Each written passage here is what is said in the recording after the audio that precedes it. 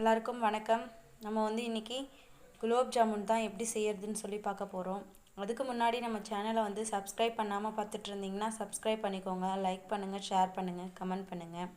இந்த வீடியோவில் ஏதாச்சும் டவுட் இருந்தாலும் நீங்கள் எங்கிட்ட கேட்கலாம். வாங்க வீடியோக்குள்ளே போகலாம். நம்ம வந்து ஆச்சி குலோப் ஜாமுன் மிக்ஸ் வந்து எடுத்து வச்சுக்கலாம். அடுத்ததாக சர்க்கரை. இந்த கப்பில் நான் வந்து 2 கப் அளவுக்கு சர்க்கரை போட்டு வச்சுருக்கேன். இதில் நம்ம வந்து கலருக்காக கொஞ்சமாக ஜாங்கிரி பவுடர் வந்து சேர்த்துக்கலாம். இந்த குலோப் ஜாமுன் மிக்ஸை எடுத்து கொட்டி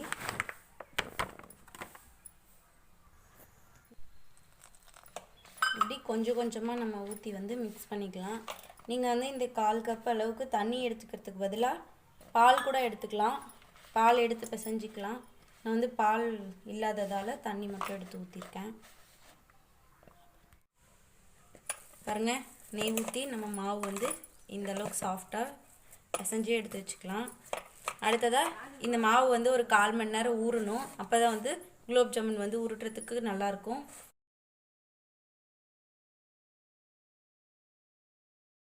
நான் வந்து 2 கப் அளவுக்கு சர்க்கரை எடுத்திருக்கேன். அதுக்கு 2.5 கப் அளவுக்கு தண்ணி ஊற்றிருக்கேன்.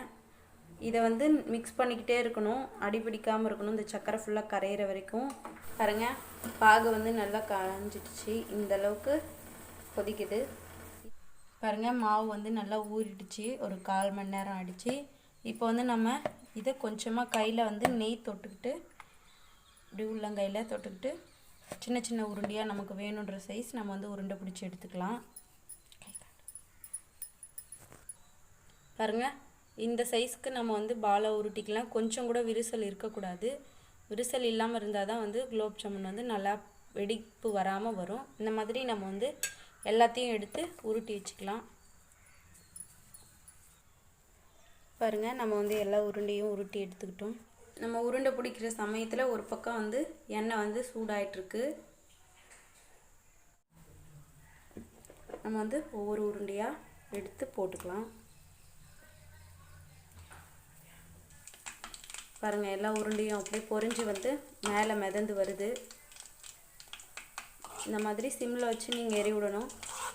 அதுக்கப்புறம் அப்படியே கொஞ்சம் கொஞ்சமாக அப்படி சுற்றி விடணும். அப்போ தான் வந்து எல்லா சைட்லேயும் கோல்டன் ப்ரௌன் கலரில் வர்ற அளவுக்கு நம்ம வந்து வேக வச்சுக்கலாம். பாருங்கள், குலோப் ஜாமுன் வந்து நல்ல கலர் மாறிடுச்சு. இப்போ வந்து நம்ம இதை எடுத்துக்கலாம். அடுத்ததும் அதே மாதிரி போட்டு பொரிச்சு எடுத்துக்கலாம். பாருங்கள், நம்ம வந்து எல்லா உருண்டையும் வந்து பொரிச்சு வச்சுக்கிட்டோம்.